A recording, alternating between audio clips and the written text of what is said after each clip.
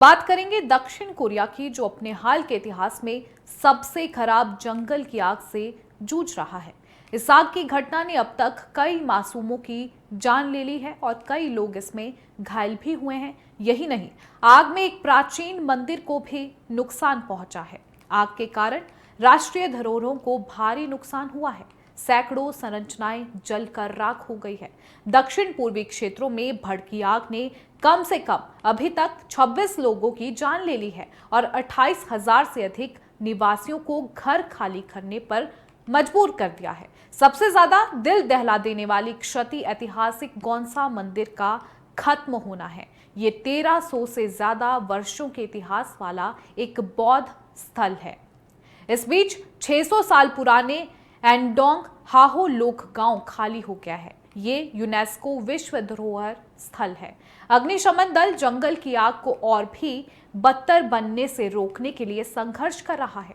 आग की लपटें तेजी से फैल रही है। दक्षिण कोरिया ने मंगलवार को पहली बार पूरे देश में हाई लेवल की चेतावनी जारी की। ऐसे में अधिकारी अपने राष्ट्रीय धरोहरों को बचाने के लिए मेहनत कर रहे हैं। दक्षिण कोरिया के दक्षिण पूर्वी शहर उइसेओंग में जंगल की आग फैलने के साथ ही सदियों पुराने गौनसा मंदिर का एक महत्वपूर्ण हिस्सा राख में तब्दील हो गया। मूल रूप से शीला राजवंश के दौरान 681 ईस्वी में निर्मित गौनसा मंदिर देओंगुन पर्वत की तलहटी में स्थित है।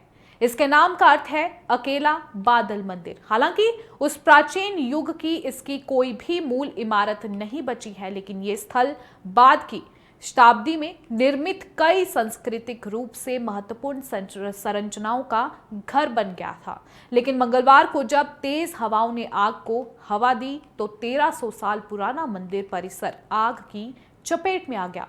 इसकी 30 इमारतों और संरचनाओं में से लगभग 20 पूरी तरह से नष्ट हो गई हैं, जिनमें गौनरू 1668 में एक मंडप बनाया गया था जो एक धारा के ऊपर बना था, और योनोसुजियन हॉल जिसे 1904 में एक राजा की दीर्घायु के उपलक्ष्य में बनाया गया था। दोनों जो है संरचनाएं कोरिया के अंतिम शासक राज्य जोसियन राजवंश की थी और उन्हें खजाने का सरकारी पदनाम मिला था। इस बीच सियोल से 209 किलोमीटर दक्षिण पूर्व में स्थित यूनेस्को विश्व धरोहर स्थल 600 वर्ष पुराने एंडोंग हाहुई लोक गांव के निवासियों को जंगल की आग के कारण वहां से निकलने पर मजबूर होना पड़ा।